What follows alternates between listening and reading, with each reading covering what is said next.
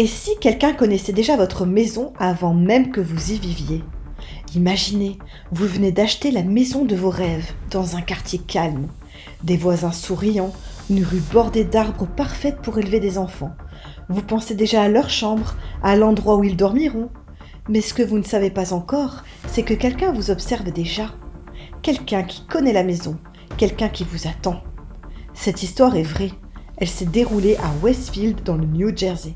Et surtout, cette histoire n'a jamais été expliquée. Certains détails ont été volontairement modifiés afin de protéger l'anonymat des personnes concernées. Nous sommes en juin 2014. Westfield est une ville résidentielle des États-Unis, calme, bourgeoise, réputée pour être sûre. Un couple, Maria et Derek, achètent une grande maison familiale située sur un boulevard résidentiel. Ils ont 3 jeunes enfants. La maison est ancienne, élégante, faite pour accueillir des générations. Pour eux, c'est un nouveau départ. Ils commencent des travaux, ils passent régulièrement sur place, mais ils n'y vivent pas encore.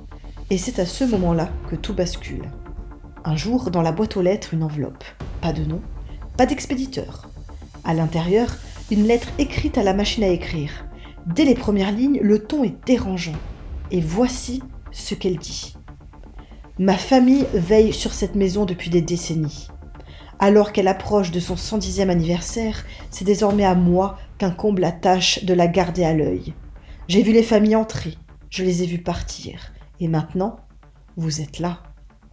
Connaissez-vous l'histoire de la maison? Savez-vous ce qui se cache entre ces murs? Je vois vos allées et venues, je vous observe pendant vos travaux. La maison a besoin de sang neuf. Pourquoi êtes-vous ici? Je le saurai bientôt. Que la fête commence. Signé, le veilleur. En refermant la lettre, une chose est évidente. Quelqu'un les surveille, quelqu'un sait qu'ils sont là, et quelqu'un agit comme si la maison ne leur appartenait pas vraiment. Les jours passent, puis les semaines. D'autres lettres arrivent, il y en aura 4 au total.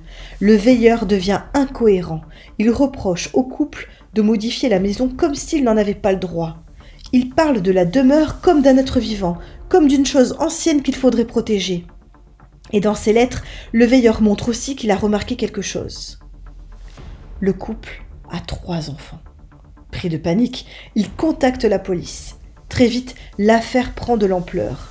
Des détectives privés sont engagés, le FBI est même consulté, les lettres sont analysées, l'écriture, le vocabulaire, le style. Les experts parlent d'un texte avec un certain panache littéraire. Quelqu'un de cultivé, quelqu'un qui aime écrire. Chaque voisin devient suspect. Chaque regard semble étrange. La peur devient obsessionnelle. Peu à peu, la maison cesse d'être un projet. Les travaux ralentissent. Maria et Derek viennent moins souvent. Ils évitent d'y emmener les enfants. Chaque visite est brève, silencieuse, comme si la maison n'était plus vide, comme si quelqu'un y était déjà chez lui. Et pourtant, malgré des années d'enquête, aucune piste n'a abouti. Le harceleur n'a jamais été identifié. Aucune arrestation, aucune preuve définitive.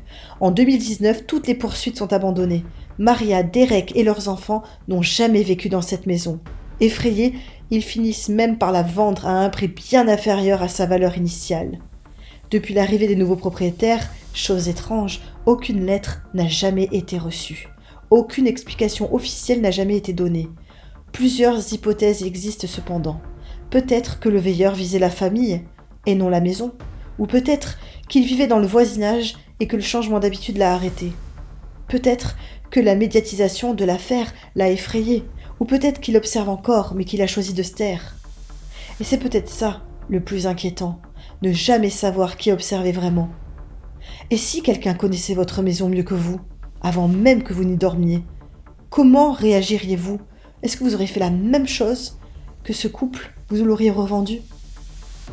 Si tu as aimé cette vidéo, n'oublie pas de t'abonner, de liker et d'activer la petite cloche si tu ne veux pas être maudit.